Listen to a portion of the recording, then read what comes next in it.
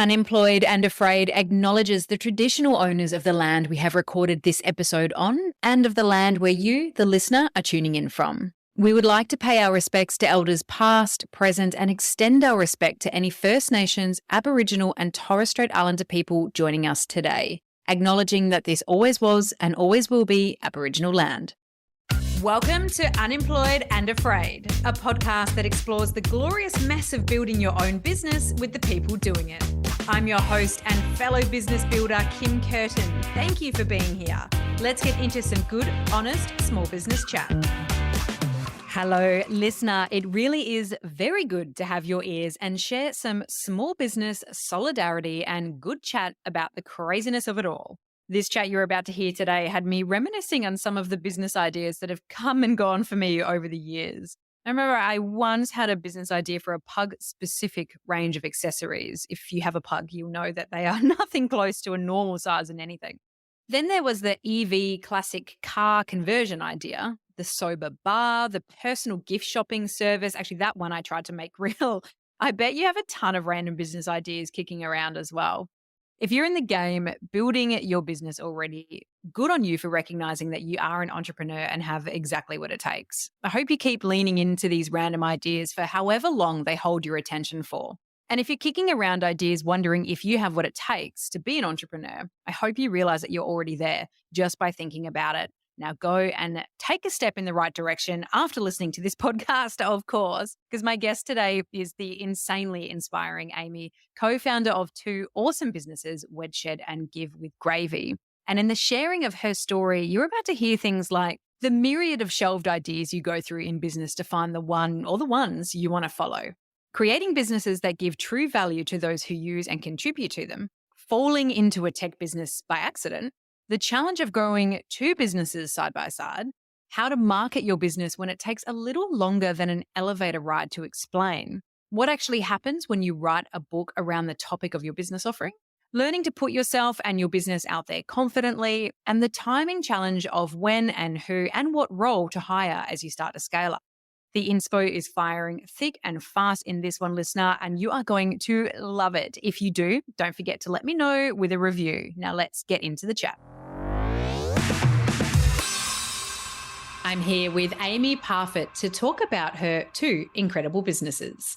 She's co-founder of Gravy, a gift tech company on a mission to make gifting more meaningful by allowing people to give anything, including gifts of their own time, skills, and good deeds. And I am talking everything, all occasions, all gifted in minutes. Gravy is, you'd say, the secret sauce behind the most flexible and meaningful gifting. And she's also co-founder of Wedshed, Australia's most trusted wedding planning platform that she bootstrapped with her best friend and business partner, Mel McBride, over the last 8 years, helping hundreds and thousands of couples plan weddings that reflect what they're all about, as they firmly believe that weddings should be about the people involved, not the traditions and spectacle that so many people feel the pressure of. Amy was finalist in the Verve Clicquot New Generation Awards and one of Smart Company's Hot 30 Under 30. More recently, Gravy was the runner-up startup at Smart Company's The Pitch competition. Between two businesses, two energetic boys, and a book titled Get Wed being published with Allen and Unwin in November. Wow. And I cannot wait to hear your story, Amy. Welcome to Unemployed and Afraid. Thank you so much, Kim, for having me. It's my absolute pleasure. I think it's worth noting that we actually met through Threads, which I just think is a good time. So if you're doubting jumping on any social media platforms for however long it lasts, you never know who you're going to meet. That's right. I'm glad we connected there before we abandoned ship. Exactly. Just to kick us off, I would love to know, how would Mel, your Wedshed co-founder, describe you? I actually asked her this and she said massive empath, as exhibited by my drive to check all the dead carcasses out there. And that's her words. I like to stop on the side of the road and check animals, roadkill basically, to make sure there's nothing in little marsupial pouches. She also said a big blue sky thinker, doesn't know when to stop, and nothing ever seems too hard, which I was very chuffed about. It's hard to say nice things about yourself, isn't it? Oh, it really is so hard. And I just think that's such a lovely response. And I'm still just shook over the, bless them, the little marsupials on the side of the road. That is so lovely. But I won't go too far down that road because I'll get tears in my eyes and we won't be able to carry on. But Yeah. before Wedshed, before Gravy, who were you? I grew up in Sydney in a suburb called Thornleigh, which is, it's like Pleasantville. It's in northwest of Sydney. I think it's the home of Macca's headquarters of Australia. So that's shout out to Thornleigh. And that's where I met my business partner, Mel, who we've been best mates since we were about 5 years old. Growing up, I thought I wanted to be a vet or an architect or an interior designer, and I'm none of those things. And did the typical high school thing of listening to the careers advisor who says, what are you good at? For me, that was writing and English. So I went to uni, studied media in writing. This is, I guess, at that time when you think there's only 200 careers possible out there in the world. And I'm sure career advisory's extended a lot more since 20 years ago. But after starting at uni, I went and knocked on doors to get myself an internship at a publishing agency and ended up doing travel writing for a gig for a while there, which sounds really great when you're 18. But the tricky thing is you get paid to go and travel overseas and go on these for meals, but you spend the tiny amount of money that you make on those while you're overseas as well. So I did lots of copywriting for big brands under that agency, did part-time pub management. I worked at a horse riding centre teaching people how to ride and take them out on trail rides, just whatever it took to get by. And after a while, decided it was probably worthwhile getting a more permanent gig and landed a job as a publicist because PR was something I dabbled in at uni as well. And I think for me, that was interesting because I jumped ship and I guess I jumped to the other side of the fence from working in media to then working to support media. And I think personally, I found that seeing both sides of that sort of space has helped me along the path of figuring out brand building, storytelling, what's interesting to an audience as well. And so I sat in comms for probably about 6 years for a few agencies, including a stint over in London. And it was at that time that my dad actually passed away quite suddenly. So that kind of cut me back to Australia when I was 25 or 26. And once back on shore here, landed a job at a great agency. That was probably the one that made me really think more deeply about brands and about people and about the future of work as well.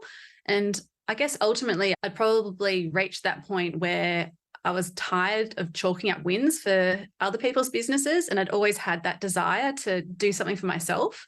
And that was when my co-founder Mel and I, who we've been friends since childhood, we traveled the world together when we were 21 and had lived top to tail in backpackers' beds and just realized, you know what, we've got this weird dynamic where we never frustrate each other. Actually, it's probably not true, but like we didn't ever really piss each other off. And we thought there's something special here. We both want to work for ourselves. We've both got really complementary skill sets. It's a shame we're not sexually attracted to each other because that would have just made everything a whole lot easier.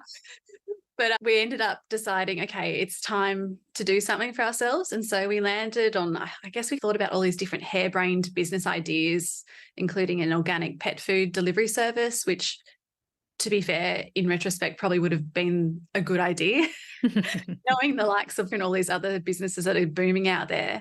This for men, like we rattled around a traveling sandwich festival store, which fortunately we didn't go down that path. But anyway, Wedshed was the one that kind of stuck, namely because we knew that we were headed down that path eventually as well. We'd both been with our partners for a long time, and there just wasn't anything in the space that spoke to us. A lot of the stuff that was out there in the wedding world was very frills, cursive fonts, pink, like quite just, I guess I'm going to say inverted commas, bridal.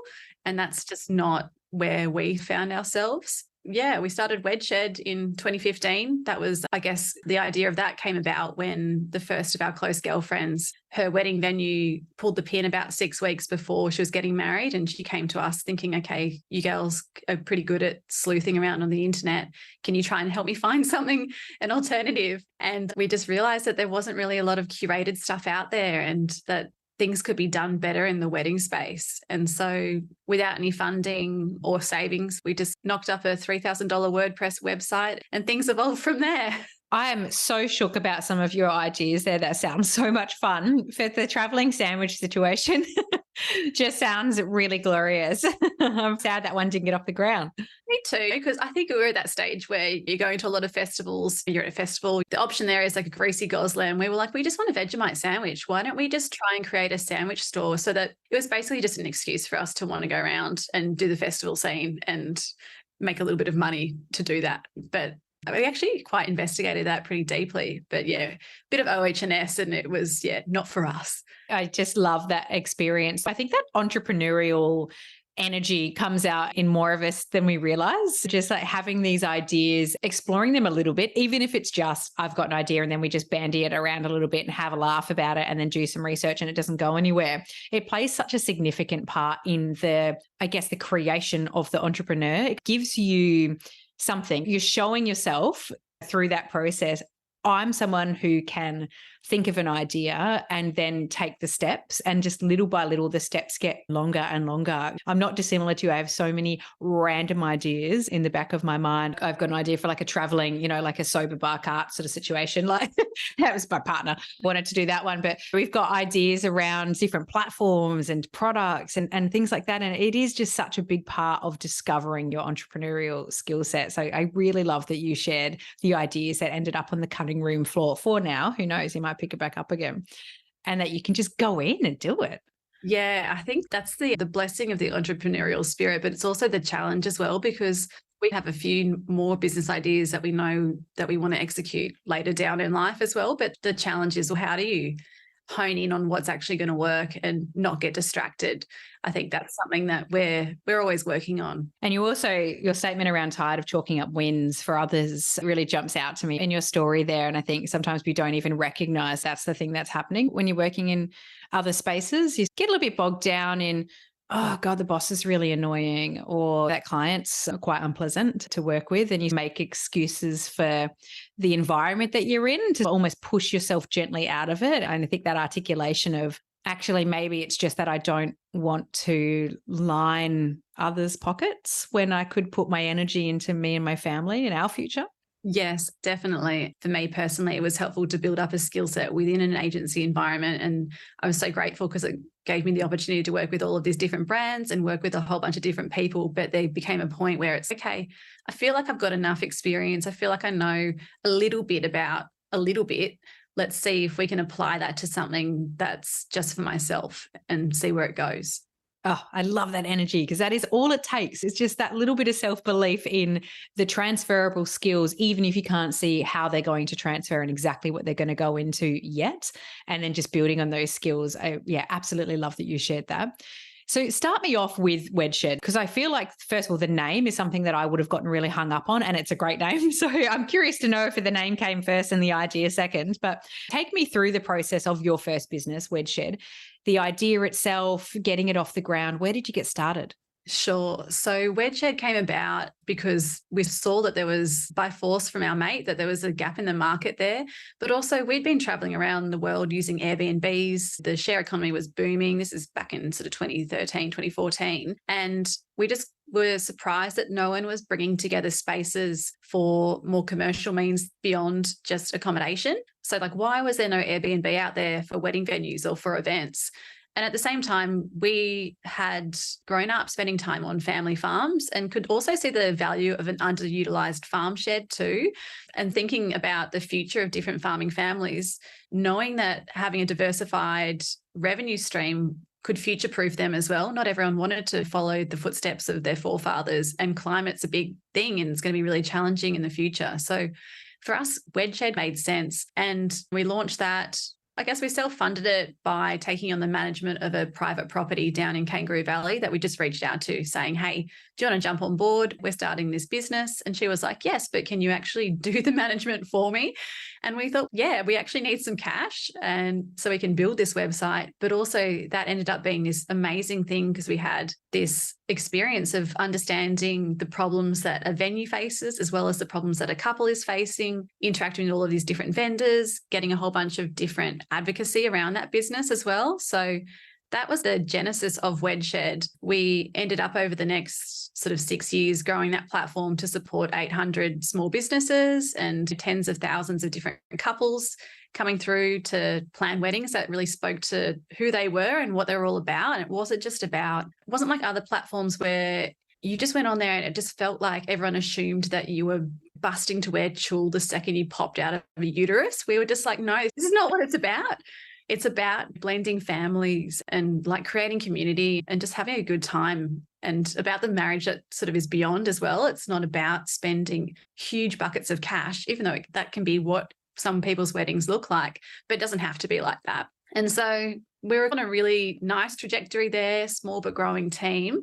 And then the pandemic happened and weddings got absolutely decimated. So the wedding industry during COVID, it wasn't like toilet paper or alcohol or any of those industries that kind of saw a lift. We all just came to like an absolute standstill because weddings couldn't happen. Gut punched, we started thinking, okay, for one, we're in a niche. What can we do to future-proof ourselves in this niche moving forward? And also, what do we want to be doing ultimately in the future? What can we be doing to support ourselves beyond Wedshed as well? And that's where Gravy came from. I think back to you setting up Wedshed in that instance and just even getting started and getting off the ground. Was there a commercial model in mind for how you'd grow it at that stage to get to that space where you're supporting 800 vendors and 100? That's a phenomenal trajectory from two besties just setting things up and getting themselves going on WordPress. What was that journey like? The commercial modeling, the tech understandings, that side of it? It was limited, to be fair. I think that's the nice thing about it. You don't really know what you're doing, and that naivety is such a good friend to you in those early days. So it was literally us just knocking on doors, getting in the car, driving around, just putting these really terrible brochures in people's letterboxes, just guerrilla marketing and like on the ground marketing. And this is, I suppose, before in the early days of social media as well. So we probably weren't utilizing that in the way that we would be if we'd started today. We didn't really realize that we were in the tech space.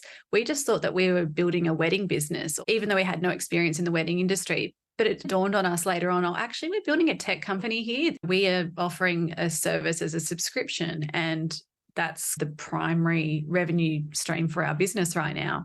There were a lot of commercial decisions that were made and tech decisions that were made just without really understanding what we were doing in those early stages. But it became clear as we moved through the direction that we were going, and we've leaned into that a lot now. I just love to hear it. So many people don't get started because they can't see where it's going. And so that fear can be enough to just stop any early progression.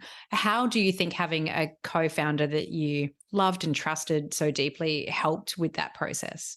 I can't actually imagine doing this without Mel. I feel so fortunate to have a co-founder and who was also a best friend.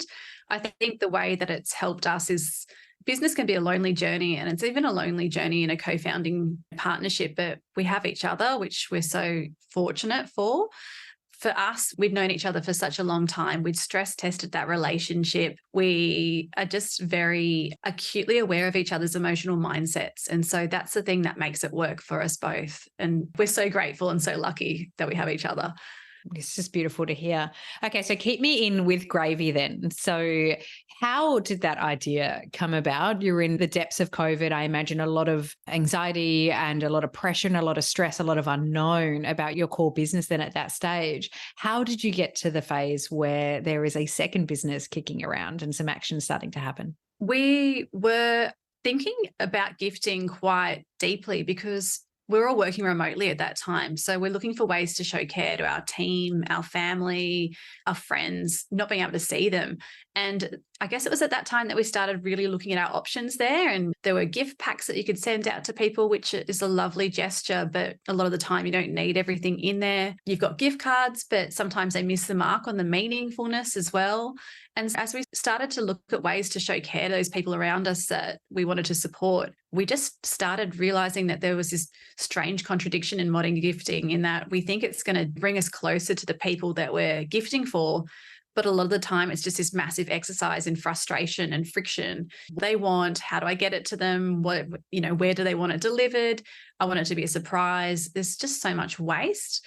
And I guess that's where we started thinking about gifting. And we'd always had on our roadmap for Wedshed to build a digital wedding registry, because when you get married these days, most people want money as a wedding gift. They don't need the crockery, the sheets, all of those different things, because a lot of people have been living together, or it might be a cultural thing. It's just money is the norm. But it can be really awkward to ask for. Traditionally, you've got a wishing well. It's what we had at our weddings. But for the person who's giving the money, sticking an envelope of cash in a box and being like, good on you, happy life. And we just thought if we can change that, make it more elegant to ask for it by communicating what you're going to use those funds for, that's going to be a way better experience for everyone involved. And no one has cash these days anyway. Like, who's been to an ATM recently? It's a pain in the ass to run there 10 minutes before a wedding. So we thought, okay, why don't we start in the gifting space by building out a digital wedding registry where you can ask for honeymoon funds, you can gather money toward your IVF or toward a fancy piece of art or a coffee subscription. But why don't we make it more relevant for everyone and achievable for everyone? Because we know that everyone is financially hit hard right now, as well as the fact that there's not that much meaning in gifting a lot of the time. So maybe we could introduce a new concept or a new way of gifting where you give your own human time, your own skills and your good deeds to someone. And is that actually viable? Would people do that? And so we call those sort of gifts pledges.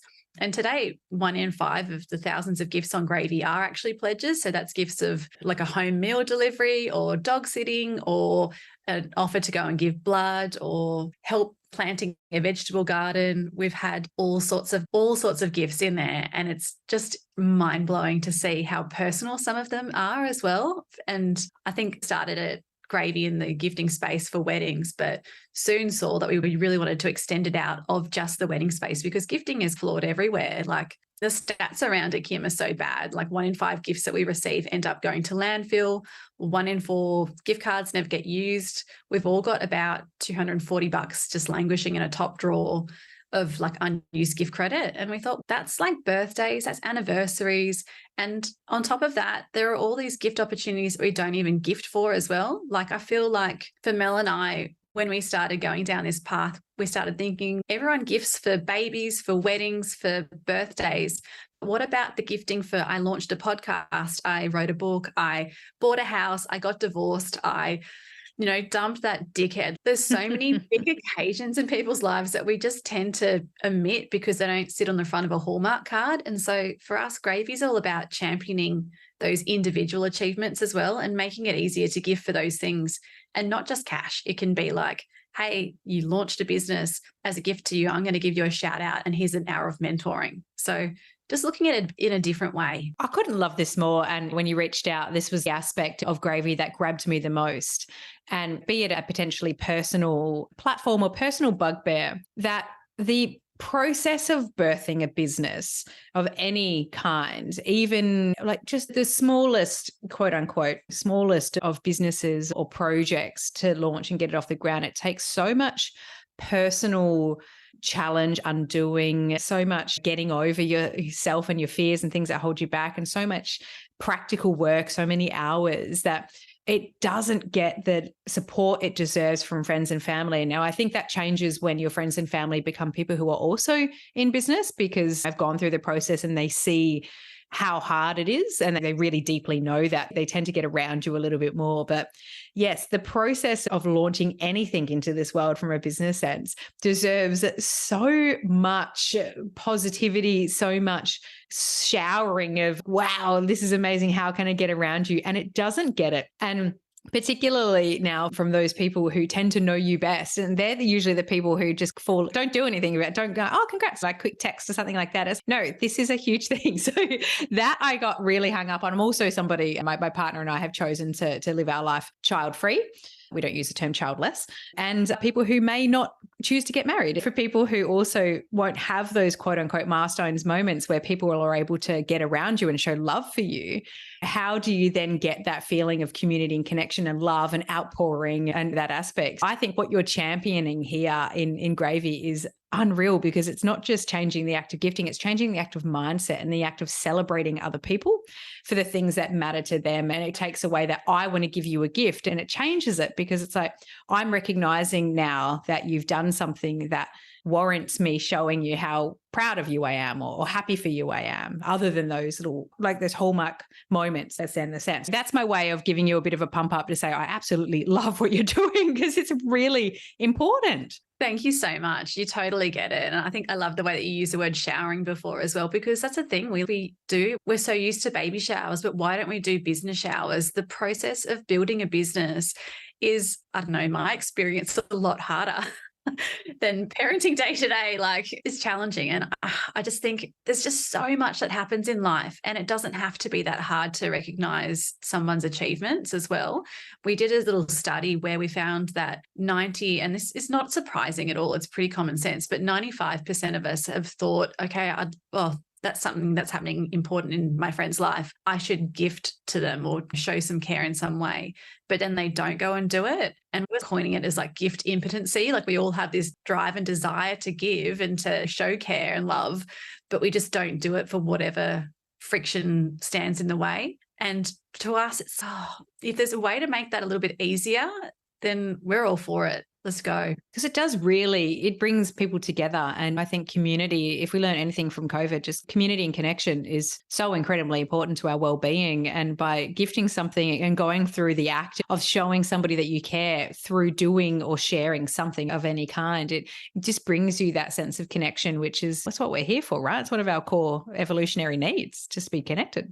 100%. And that's the thing, we've lost that community. We all talk about the village and how much we miss the village. And we're not going back to a village environment for most of us. We won't have that opportunity ever to live in that tight-knit community. Why don't we make it online and just do it in a different way? We're in a different world now. So if there's a way that we can take the world that we live in and make it easier to show that care and kind of try and create that village rather digitally, then let's see if we can do that. That's the challenge to us. Yeah, I love that. As someone who tends to move states quite a bit and have friends and family in every state of Australia at this stage, anything that brings us together, I am all here for. So I love the idea. It's a wonderful idea. You got this thing sitting here now. What have been the challenges around marketing it and growing it? For us, it's been time and resources. So who would have thought that two businesses meant double the time or half the time to spend on both of them? So that's quite frankly the challenge that we're facing right now, is that one of our businesses, so Wedshed is the sugar mama, the cash cow that funds Gravy.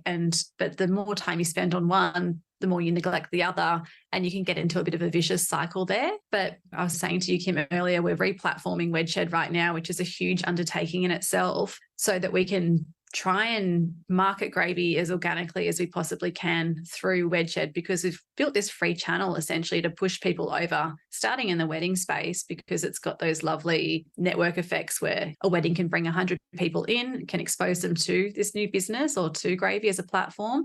And then hopefully that's a way that we can start to get on people's radars that way. But it's an evolving thing. For us, it's leaning on social media has been a big thing as well. But yeah, I guess to get back to your original question, the challenge is time, right? It's time and resources, which is not unique at all. And I feel like for a product, for both of your businesses, it becomes a lot of your marketing challenge becomes getting the space or finding the time and the right spaces to be able to explain it. It's one of those things that needs a little bit extra context as opposed to a very quick one-liner or a very quick kind of social byline that kind of helps people to really understand the value in your business. So I can imagine that gives an extra layer of pressure, because in the small time that you have, you don't necessarily have the space to be able to explain to people in your marketing, this is what it's good and this is why. And if you're getting op-eds, PR opportunities, things like that, like they take a lot of time, of course, to get and implement. So kind of imagining it as being a little bit of a circular challenge for you. It definitely is. And I think you've hit it. There's a lot going on with Gravy as well and the vision that we have. And I think the challenge for us as well is that we're trying to hit a whole bunch of different markets. So we're trying to hit the wedding market. We're trying to hit birthdays. We're trying to hit business gifting. We want to be in a B2B gifting space. There's a lot that we want to do. So it's trying to pare back and see what's the easiest channel to get some traction out there, and how do we lean into that without forgetting the bigger vision overall, which is to enable people to gift anything as easily as you can send a text message. But also, we're a startup where we've only been alive since 2020 or since last year. And that sort of poses another challenge where you've got these big vision, these great ideas, this juicy roadmap, but you're only at ABC of the whole alphabet. And try not to get ahead of yourself and just work with what you've got. Yeah, absolutely. Getting ahead of myself could be my middle name. And I think a lot of business owners can relate with that. So we've got the two businesses now. And I imagine when the wedding industry did come back online, that provided an additional challenge for you, balancing the growth across the two. So talk to me a little bit about how the book came about into this as well in an already very full environment, and what that process has been like for you. The book came about, was pretty fortuitous. One of the commissioning editors of Allen and Unwin was getting married herself. And I guess she just looked at their library and thought, hey, there's no decent book on how to get married in a way that speaks to what you're all about and isn't just a shonky guide or just a whole bunch of blank pages where you're meant to do all the hard work yourself. And so they reached out to us and we were like, yes, absolutely. We've already got this written because we create a lot of content. So we thought we can just lift what we've already got. Can't be that hard. It was. I think the reality is when you're writing something for a digital space, it's very different to when you know it's actually going to be published in a book. And so you hold yourself to a different standard or you want to revisit everything. So that was a big piece of the last 6 months of our lives, getting that all down, working on the design, something we've never ever done before, but it's all done now. And I actually got my most sort of author copy in the post. My husband opened it, of course, without me being there. I'm like, thanks, mate. But it looks really nice. And it's a bit of a surreal moment where you realize, oh, shivers, okay, there's actually something that's quantifiable in the world that we created, because everything that we do lives online in both of our businesses right now. So it's really novel for us to have an actual product that you can hold in your hands. I just want to zero in on that moment a little bit. Did you come home then and just see the book like on the kitchen counter or somewhere and be like, he texted me and he's, look what arrived in the mail. And I was like, oh my God, don't touch it. And he's too late. And it had opened it. And he didn't even open it with scissors at the end. He just used his bloody man hands and just ripped the piece of packaging right in the middle. So there's going to be no fancy unboxing. I was just, and there's like a scratch on the cover. I was like, dude, do better. What the hell? I'd put it down to him being excited. So I couldn't get too angry. Oh, that's so funny. And you'll look at that scratch forever now and just remember that moment on the first version that you saw. I imagine that would have been just, incredibly exciting to hold that in your hands. Was it a challenge to co-author? Because I think when we write something and when we're in flow and it's in our voice, and then bringing it together with another voice and another flow and reading each other's words, I just imagine that was interesting. How was it for you guys? It was actually pretty good. So the writing side of the business and the content side is my baby. Mel looks after the operations. And so the book was in my court, and the editorial team that we worked with were just so lovely in helping us. Like, we already had most of it down, but they were just able to help refine and tell us where to cut the crap and what needed added in. Like, the process, I think it was seamless. It's just a long one, right? Yeah, I'm someone, it's on my aspiration to write many a book in the long term. So I'm always very fascinated by the process, and because I think I romanticize it in my mind what it's going to be like. But yes, the long tail and long form, that's a lot to take on. So yeah, thank you for sharing that. It's good to hear. Talk to me a little bit about, I guess, getting yourself out there in business and balancing that with everything that you have to do. What do you find is the most effective way to network, invite in publicity opportunities, to learn? What do you find works the best for you? For us, we've been fortunate that there's a pretty tight industry within at least the wedding network. And we've been able to cultivate some great relationships in that space and use social media to our advantage. And I think we're not naive that we started our social media accounts in the golden day of Instagram, when you logged on and you saw what was chronologically there. And so that kind of really helped us in terms of building those relationships and getting on people's radar.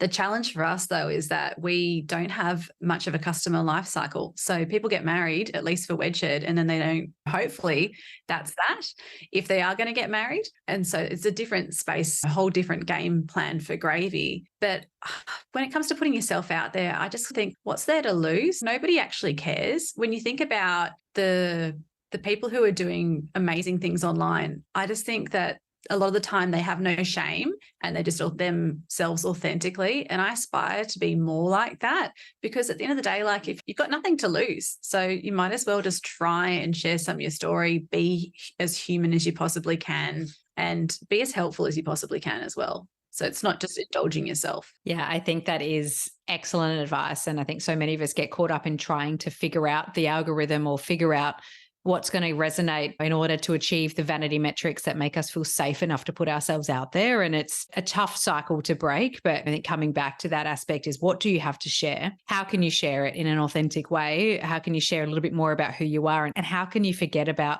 the people watching it and how you might feel about whether it's friends or family, if they might give you hell, or what people might think? How can we shake that off so that we can just get out of our own way? I think that's, excellent advice. So true. What are the plans for you at the moment? So where are you at with Wedshed? Where are you at with Gravy? And what do you hope to achieve with both of those incredible platforms? Both the platforms they're intertwined in that they're both in the life cycle of love space and in the celebration space, but they're both going to take really separate journeys as well. So Wedshed, we're currently rebuilding that entire business and bringing in a whole bunch more different products and features. We're taking on management of different venues for businesses that want some additional help, making great weddings happen at the properties as well. So that's one side of the business.